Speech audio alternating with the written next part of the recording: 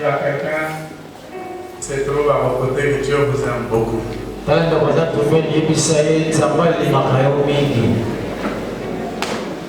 il n'aime pas ta façon de vivre. Il y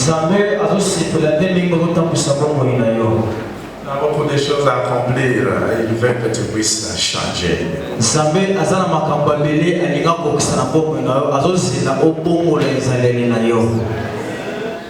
Amen. Amen. Soyez bénis, peuple de Dieu. Ce n'est pas donné à tout le monde de disposer un temps pour venir prier. Pas donné à tout le monde. C'est une grâce, c'est un appel, c'est une vocation.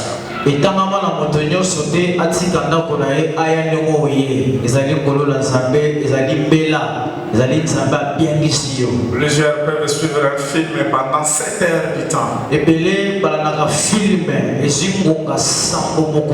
Traverse minuit, 1 heure, 2 heures, il est toujours devant un film.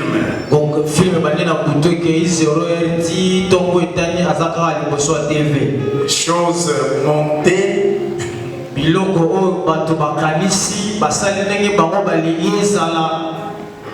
Celui qui meurt, mais il n'est pas mort.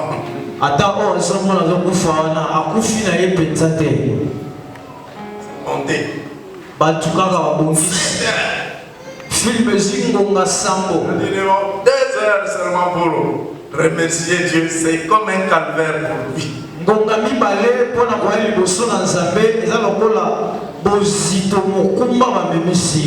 Et Dieu vous bénisse vous qui êtes là. Amen.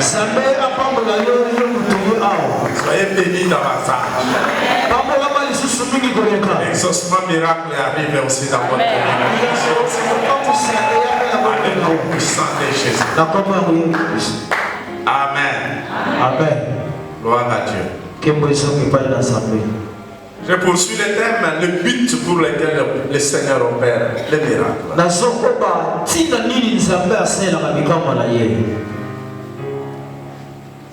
Nous avons entamé le deuxième but.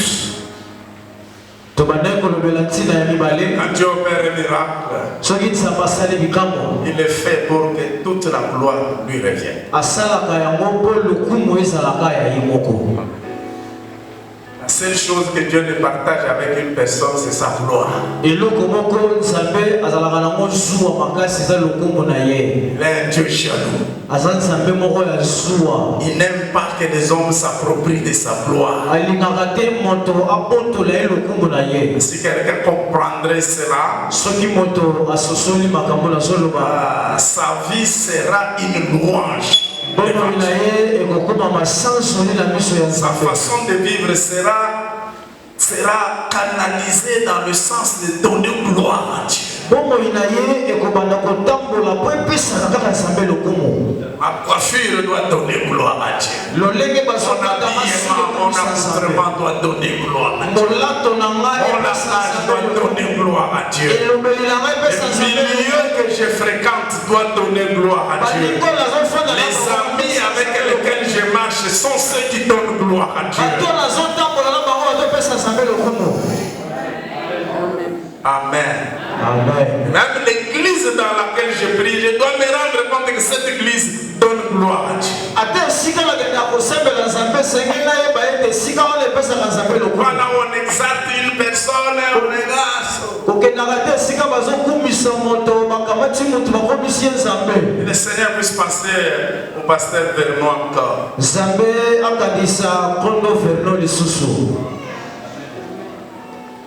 Nous a appris à ne pas venir en retard. Vous êtes pasteur, maintenant que les gens nous demandent, maintenant on arrête la louange parce que l'homme de Dieu veut entrer.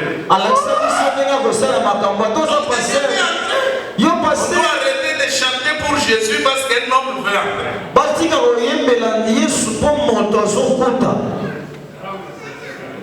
D'entrer dans une église, aussitôt je suis sorti.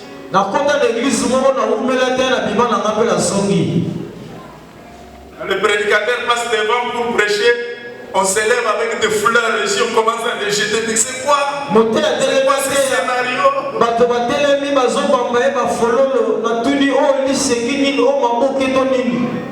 Vous avez déjà peut-être assisté à des scènes comme ça. Le seul qui mérite la gloire, le seul qui mérite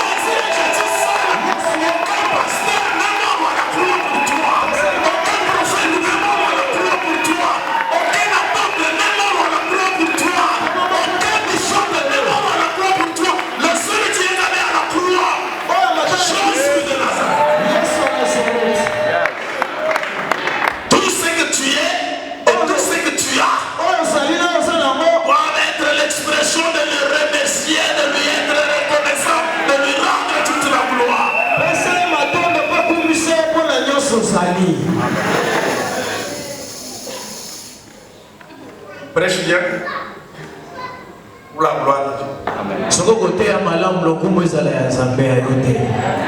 Pas pour séduire les femmes d'autrui, les filles d'autrui.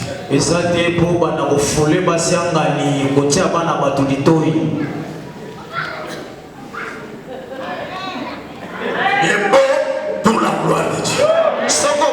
Pas pour la sélection.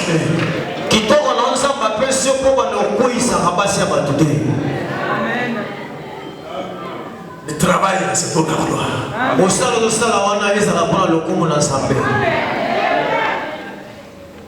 Ton savoir-faire pour la gloire. L'apôtre pouvait dire que je n'ai pas reçu. Que je n'ai pas reçu.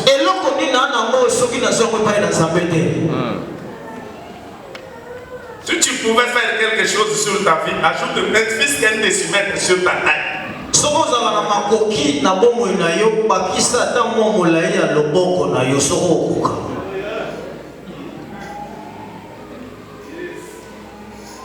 Le Seigneur nous aide, peuple de Dieu.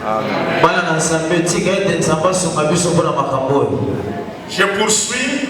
Comme je l'avais dit le dimanche passé, une autre partie par rapport au deuxième but, donner gloire à Dieu.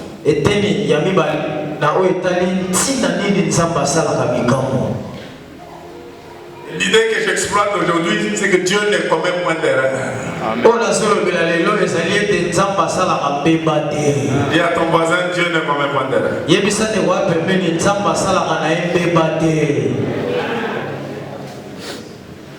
Vous allez comprendre pourquoi.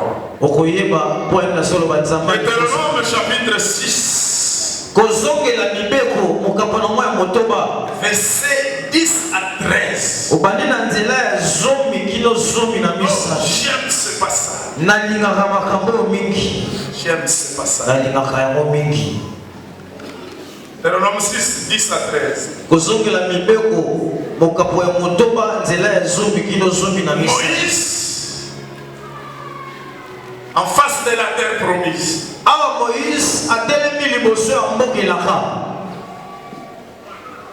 La terre que le Seigneur nous a promise est là. Le pays où coule le lait et le miel est là. Le moment de l'exaucement est là. Le moment de changement de vie des gens est là. Toute la souffrance à l'esclavage. Toute la souffrance dans le désert. Vous allez les oublier. Parce que la promesse s'accomplit bien. Je peux dire à quelqu'un ça. Amen. J'ai l'impression que je parle à quelqu'un. Le moment où le Seigneur veut déclencher les grandes choses est là. Tu reçois cela, tu acclames très fort. Moïse est devant ce temps-là avec le peuple de Dieu. Dit au verset 10. L'Éternel ton Dieu te fera entrer dans le pays qu'il a juré à tes pères, à Abraham, à Isaac et à Jacob de te donner. Ce qui va arriver. Tu posséderas de grandes et bonnes villes que tu n'as point bâties. Amen. Gloire au Seigneur. Tu posséderas, verset 11, des maisons qui sont pleines de toutes sortes de biens. Amen. Amen. Et que tu n'as point remplies. Oh Seigneur, fais ces choses. Amen. Amen.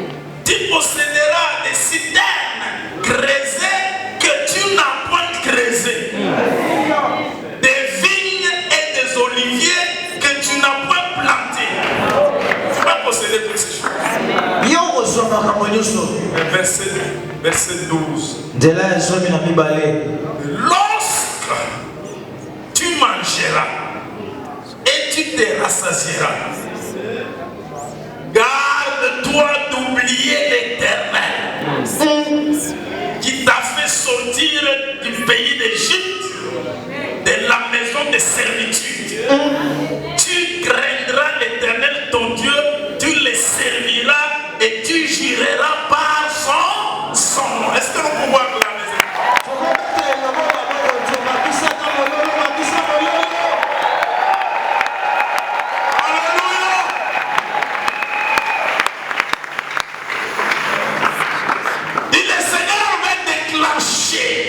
L'accomplissement de grandes choses. Il va te faire entrer dans des maisons pleines de biens que toi tu n'as pas remplis. Il va te faire posséder des villes et des villes, on qualifie même des bonnes villes que tu n'as pas bâties.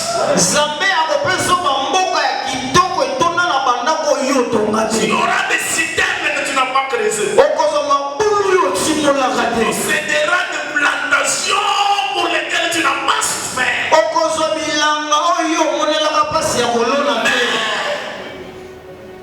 Quand tu mangeras, parce que bientôt là ton travail arrive.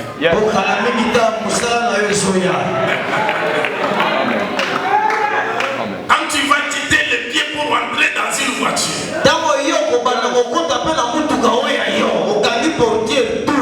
quand tu seras dans ta propre chambre, dans ta propre maison, toi tu as souffert tant d'années à cause des conditions locatives. Vers le 20, tu commences l'intercession, Seigneur, comment je vais payer les loyers à la fin.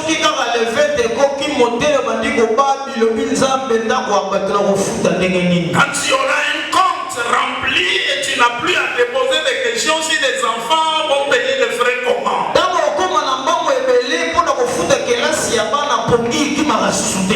La seule discipline, garde-toi d'oublier c'est lui qui aura changé ta vie, qui aura changé ton statut, qui aura changé.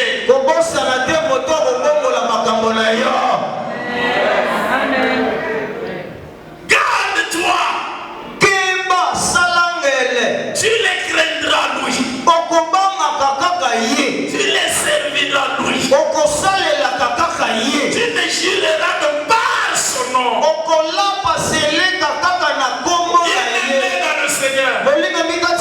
Dieu ne commet point d'erreur. Il ne commet point d'erreur quand il fait une promesse à quelqu'un.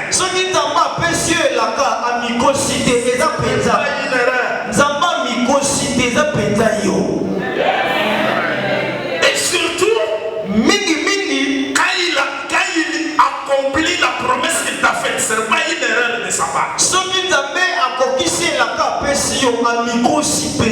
n'est même pas une faiblesse. Quand Dieu exauce votre prière, il n'a pas commis d'erreur. Mais que quelqu'un puisse comprendre.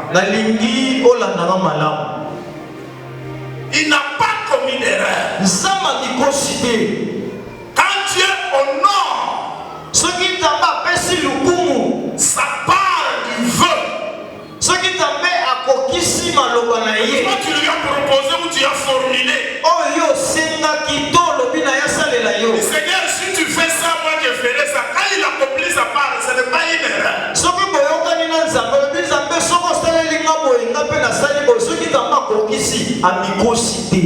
n'est pas une erreur. Il le fait par amour.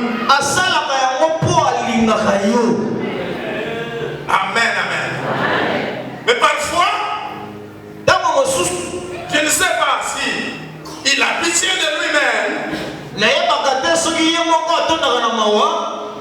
Mais je sais que dans la Bible, il dit que Dieu regrette. La Bible est si comme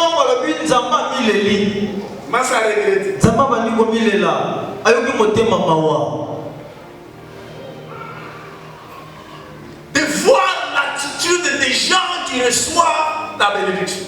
Ndenge ezaleli ya bato oyo bazwa lipango libo. De voir l'attitude des gens qui reçoivent l'exaucement miracle. Zamba miyuki mawana komona ndenge bato bazwa biyano ya kokamwisa. Combien n'ont-ils pas été infidèles à leur femme alors à cause de l'argent que Dieu a donné? Mibali boni Mibali boni to basi boni bakoma kokosa na bango po kaka Nzamba pesi yebo. Il y a quelqu'un qui semble craindre Dieu parce qu'il n'a rien. Ebele lelo bazobanga Nzambe po aza maboko pamba. Donnez-lui les richesses, vous allez voir si réellement il va craindre. Mais kana luye pesa yembo motala soki ya sola banga Nzambe. Aujourd'hui, tu n'as que l'eau et le coca. Lelo osaka na mai ya pamba na mwa molangi ya koka. Mais quand la bénédiction viendra, tu vas changer. Tango lipambo ili kofuluka likolo na yo si okoma ndenge mosusu. Tu vas poser la question, est-ce que Dieu a-t-il réellement interdit ça? Okobanda kokotuna ba pasteur eza penza ya solo Nzambe apakisa likambo.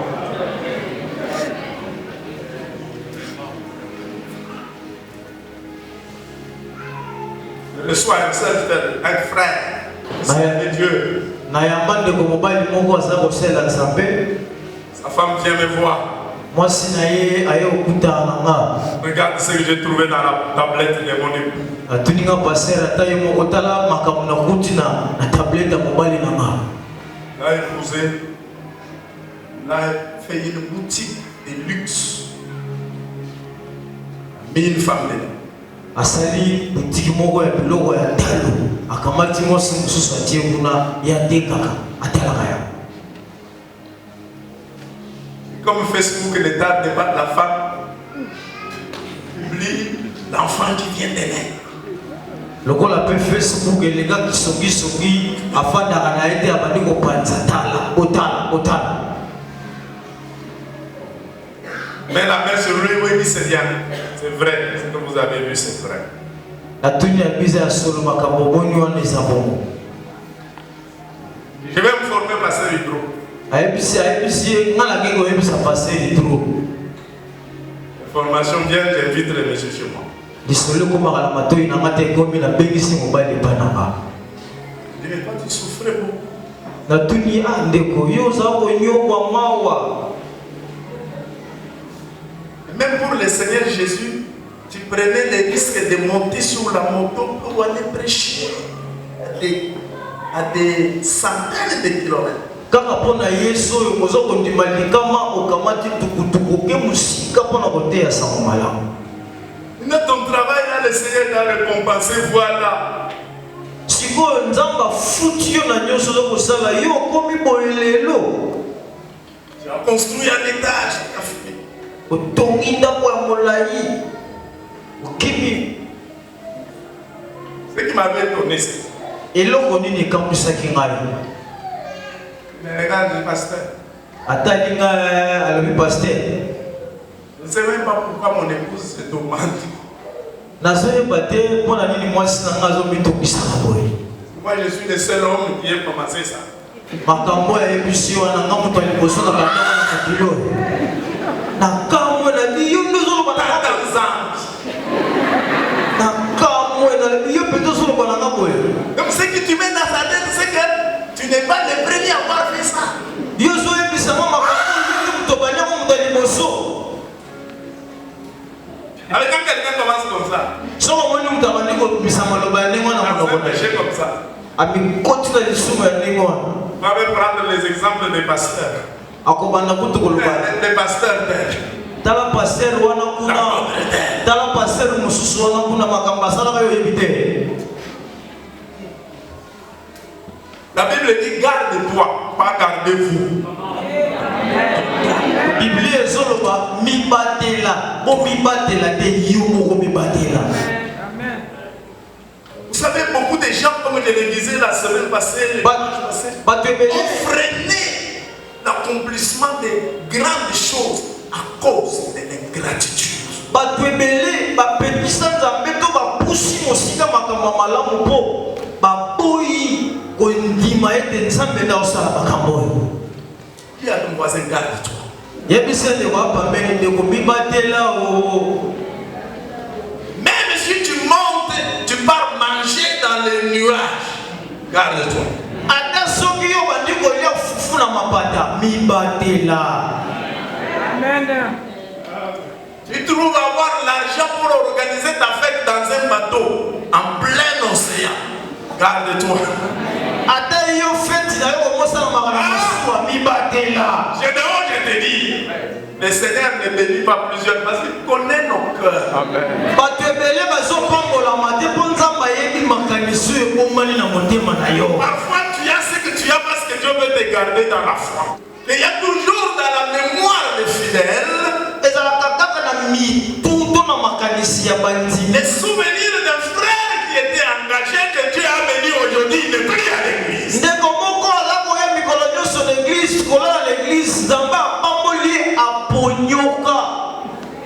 Vous avez déjà vu quelqu'un comme ça? Regarde les doigts. Une fois que le miracle arrive, on n'a plus le temps pour l'église.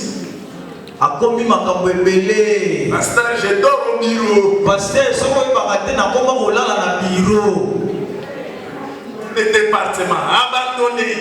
La cellule abandonnée. Département au sein les ministères que vous étiez en train d'exercer abandonnés.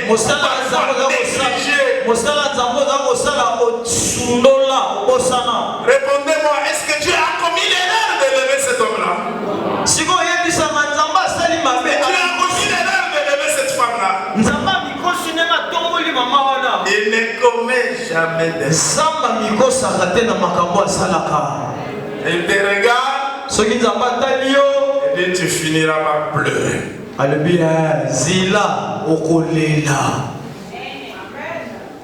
Deutéronome 8, verset 10 à 16. Lorsque tu mangeras et tu te rassasieras, tu béniras un homme ou les terrains. Tu béniras l'Éternel ton Dieu pour le bon pays qu'il t'a donné. Alléluia. Amen.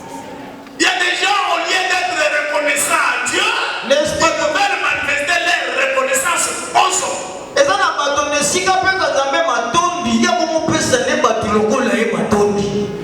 C'est mon patron qui m'a donné le travail. Il m'a donné la promotion. Tu commences à sortir avec lui pour manifester ta reconnaissance.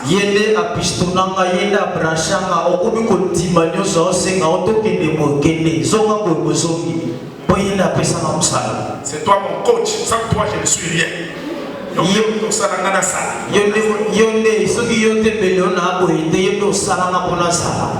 Personne ne fera quelque chose dans ta vie si Dieu n'a pas touché son cœur. Ne peut te faire du bien si Dieu n'a pas touché son cœur.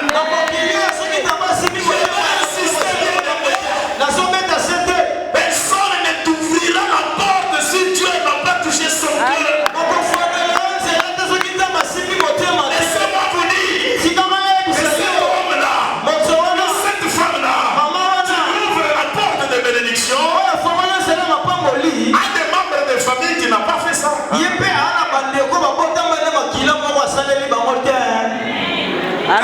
des membres de la famille, le Seigneur ferme son cœur. Parfois dans sa famille, même on les critique.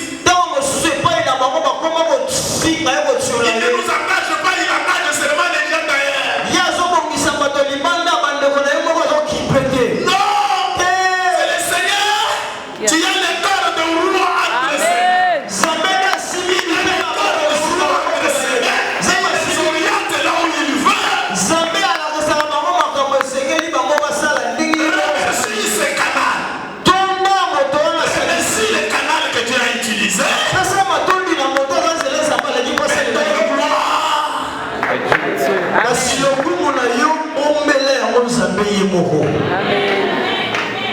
Donne gloire à Dieu.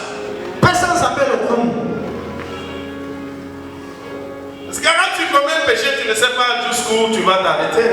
Pour ce qu'on va dire, les sous les lots, au royaume bâté et pas eu pour qu'il me aussi là dans moi. Garde-toi. Mi bâté là. Quand tu manges. Tant qu'on va dans le lit à biloko dans solo. Garde-toi d'oublier l'Éternel, verset 11. Salakeba, mi bâté là, on commence à nous embêter. Oublier l'Éternel, ton Dieu, au point de ne pas observer ses commandements. Ces ordonnances, ces lois, je te prescris aujourd'hui. Je crois que le Seigneur me parle et parle à quelqu'un. Amen. En fait, le Seigneur est en train de te prévenir parce qu'il y a des choses grandes qui t'arrivent.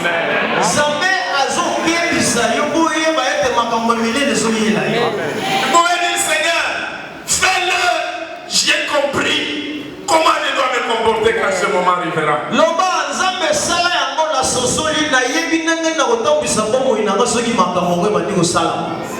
J'ai dit, on ne parle pas encore de toi.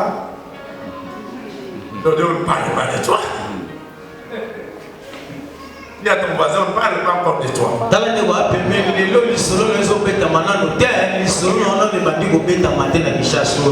Et ton Dieu est celui qui rend le nom de quelqu'un grand.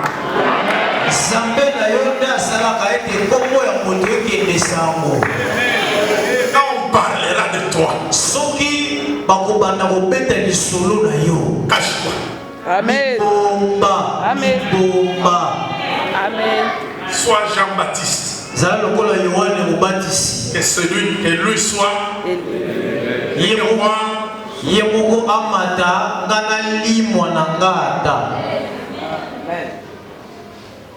Garde-toi. Ajoutez verset 12 jusqu'à la fin, vous allez entendre. Lorsque tu mangeras et te rassemblera, lorsque tu bâtiras et tu habiteras de belles maisons, lorsque tu verras multiplier ton gros et ton menu bétail, s'augmenter ton argent et ton or, et s'accroître tout ce qui est à toi, prends garde que ton cœur ne s'enfle, que tu n'oublies l'Éternel ton Dieu. Amen.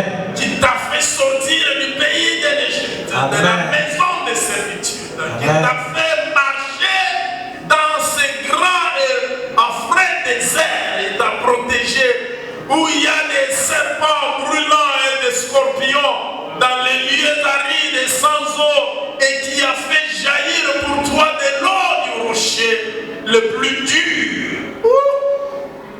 qui t'a fait manger dans le désert la manne inconnue de tes pères, afin de t'humilier et de te prouver pour te faire ensuite du bien. Amen. Seigneur Jésus, ces conseils soient assimilés dans nos vies. Quand tu vas arriver dans un continent où ton père et ta mère n'ont jamais été, tu vas dormir dans des hôtels où aucun de tes oncles n'a jamais été. Tu béniras l'Éternel, ça ne vient pas de toi. Garde-toi d'oublier.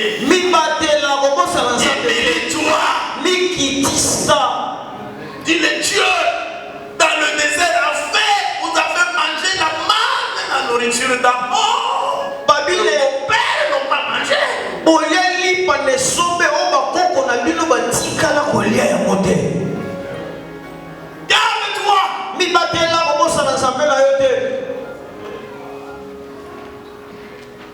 Ces gens-là, tu chasses quelqu'un, commence à être élevé, devient préso. Pour la Kishaso, ceux qui vous avez dit que tout le monde est Kishaso comme il y a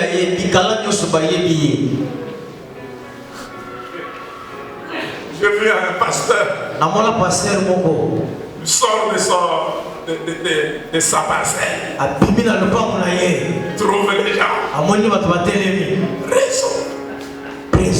Il fait sortir l'argent dans la fenêtre.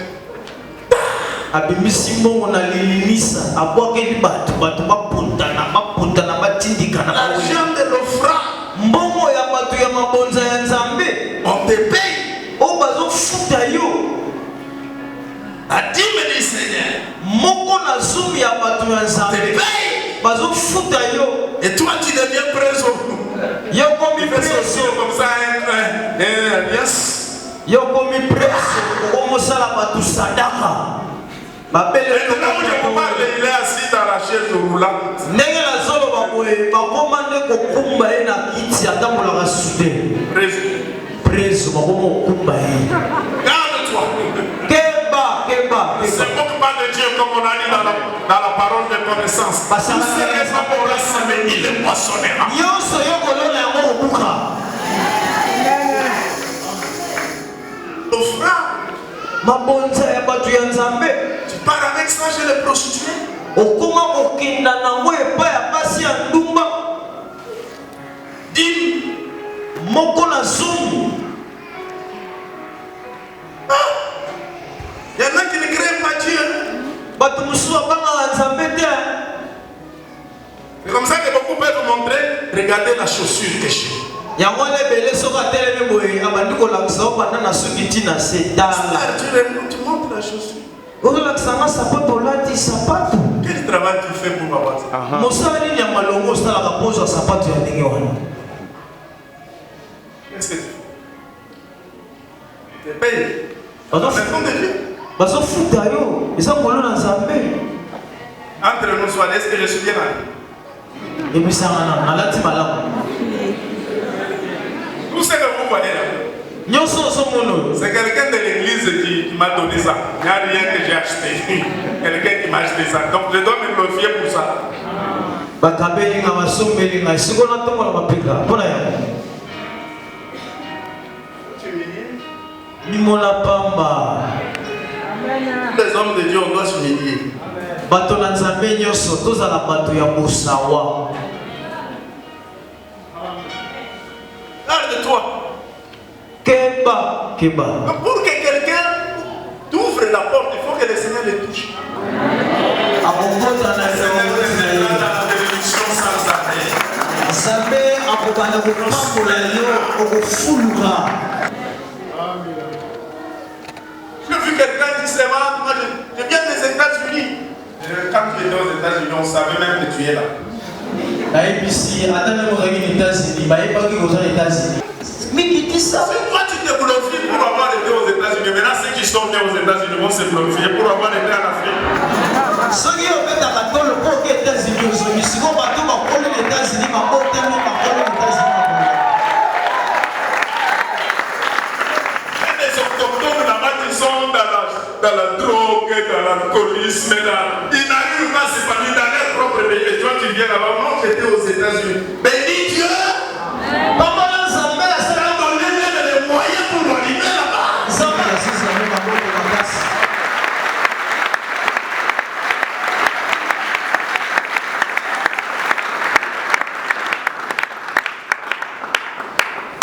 Nana fana na biro ya clean ya malili.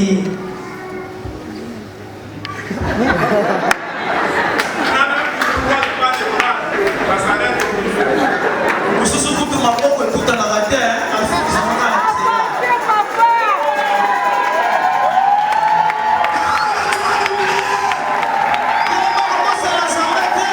Si ton travail est venu dans la louange, dans la danse, continue à louer, continue à danser.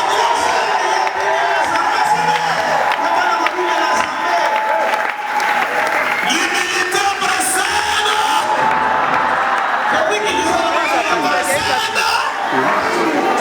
Lolendo yango ne kuisa kabati. Est-ce que le Seigneur parle à quelqu'un? Zamba zola bala mutimo kwao.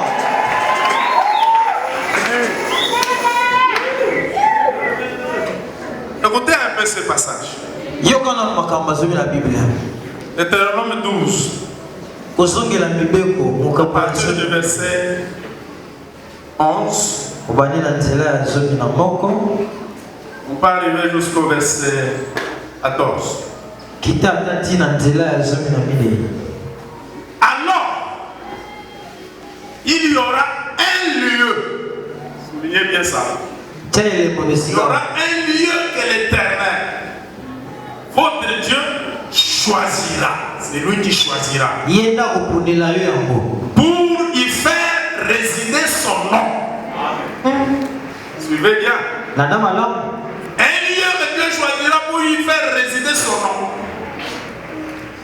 C'est là que vous présenterez tout ce que je vous ordonne. Vos holocaustes, vos sacrifices, vos dîmes, vos prémices et les offrandes choisies que vous ferez à l'Éternel pour accomplir vos vœux. C'est là que vous vous réjouirez devant l'Éternel, votre Dieu. Vous, vos fils et vos filles, vos visiteurs et vos serviteurs et vos servantes, et les Lévites qui sera dans vos portes, car il n'a ni part ni héritage avec vous. Garde-toi d'offrir des holocaustes dans tous les lieux que tu verras. Mais tu offriras les holocaustes au lieu que l'Éternel choisira dans l'une des tribus. C'est là que tu feras tout ce que je t'ordonne. Amen. Amen. Beaucoup de gens donnent leur dîme mais ne reçoivent pas la bénédiction de Dieu. Ils sont fidèles avec eux. Il y a un lieu que Dieu a choisi. Actuellement, le lieu c'est l'église où vous priez. Vos vœux, vos offrandes, vos dons, vos cotisations. Dans ces lieux-là. Mais quand toi tu prends ta dîme, tu morcelles. Une partie va à Bushman. Ton frère a commencé une église. Une partie vient à Vie et Lumière. Là où tu pries. Une autre partie. Il y a un ami. Il y a un ministère. Mon frère, ce n'est pas l'argent de ta poche. Ça.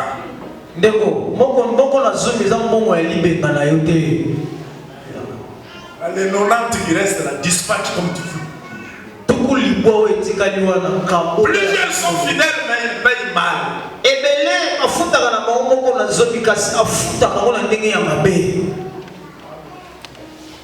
Et c'est la main. Amen. C'est là qu'il faut donner.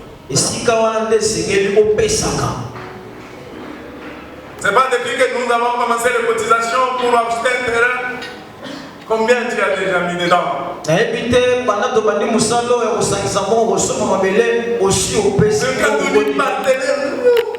Je ne peux pas devenir partenaire.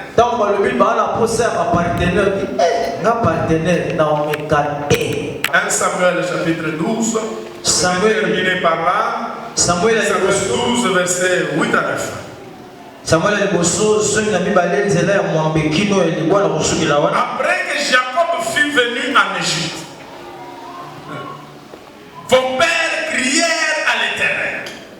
Et l'Éternel envoya Moïse et Aaron, qui firent sortir vos pères du pays habités dans ce lieu. Mais ils oublièrent l'Éternel, leur Dieu. Qu'est-ce qui va arriver? Il les vendit entre les mains de Sisera, chef de l'armée d'Axor, entre les mains des Philistins, ceux qui étaient vaincus, et entre les mains du roi des Moab, qui leur furent la guerre. Ils se sont établis dans le pays promis. Ils ont commencé à boire, à manger, ils ont oublié.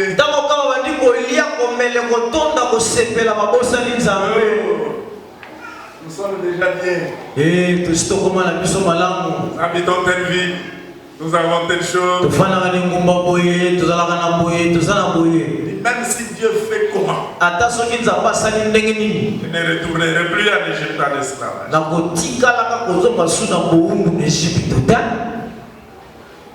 Oh, j'ai déjà fini ma maison. Même si Dieu fait comment, je ne serai plus locataire.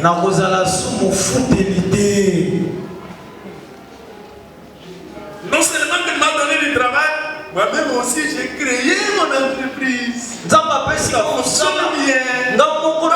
Si le travail là s'arrêtait, moi-même je suis maintenant en mesure de me prendre en charge. J'ai constitué une sécurité, je ne retournerai plus à la souffrance.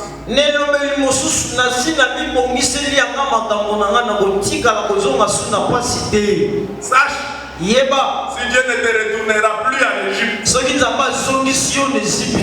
il peut t'envoyer à Babylone. Il y a Sisera et les autres qui vont te faire la guerre.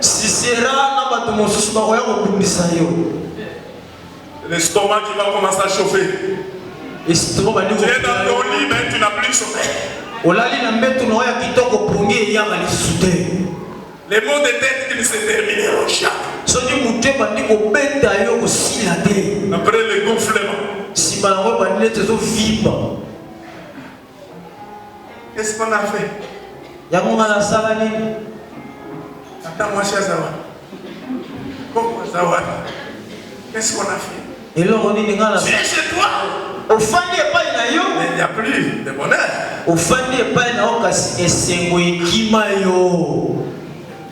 Les moustiques sont là.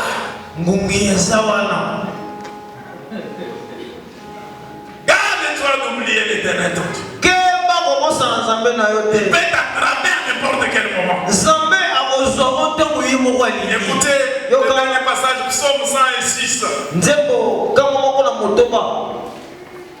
À partir du verset 11 jusqu'au verset 15. Les eaux couvrirent leurs cadavres. Il n'en resta pas un seul. Et ils crurent à ses paroles. Ils chantèrent ses louanges. Mais ils oublièrent bientôt ses œuvres. Ils n'établirent pas l'exécution de ses desseins. Ils furent saisis des convoitises dans le désert. Et ils tentèrent Dieu dans la solitude. Verset 15. Il leur accorda ce qu'ils demandaient, puis il envoya le dépérissement de leur corps. Le psalmiste est en train de chanter un petit exode de la vie des enfants d'Israël dans le désert. Les enfants d'Israël s'étaient habitués à la main. Tellement manger la main,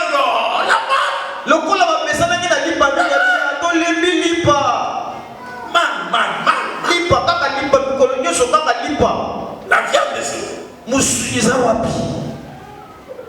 Le Seigneur a soufflé.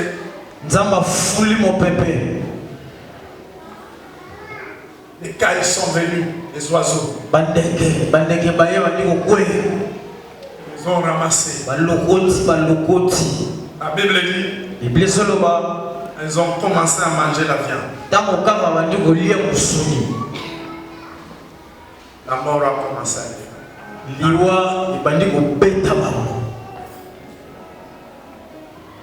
L'exaucement d'une prière ou le miracle opéré dans ta vie peut être pour toi un piège.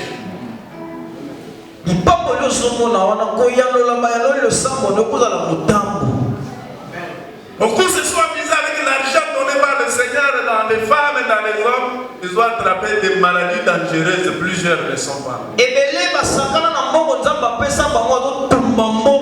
nsima na ngo azwi maladi eloko ozonyokola ye.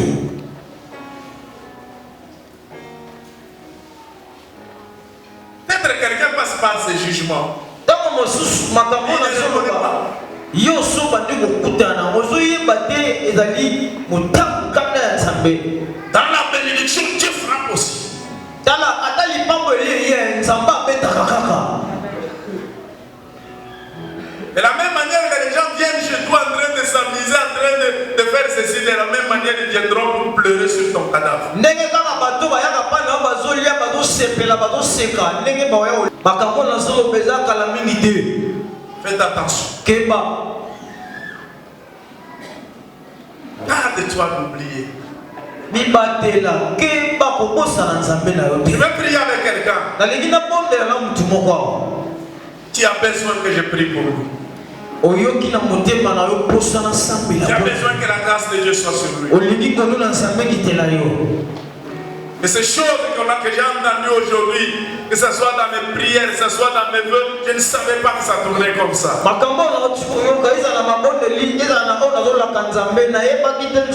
yeux sont fermés, nos têtes courbées.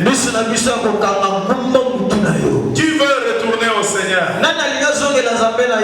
Tu me dis, Seigneur, pardonne-moi. Et garde-moi fidèle à toi. Tu es là, lève-toi. Qui que tu sois. Tu as compris que tout doit donner gloire à Dieu dans ta vie et dans ton ministère.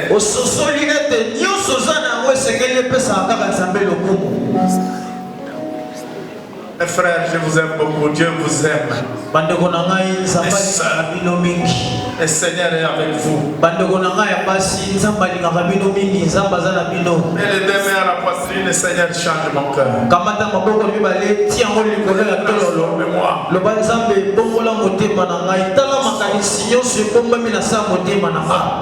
Transforme-moi. Transforme-moi, Seigneur. Change-moi, Seigneur.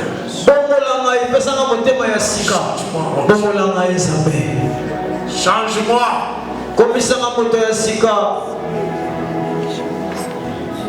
Ofuta nyongo nanga, osi sama pasi nanga. Tina ina nyongwa, osio nyongwa mahora. Ofuta nyongo nanga, osi sama pasi nanga. Tina ina nyongwa mahora, osio nyongwa mahora. Kutikate, kutikate. Non, non.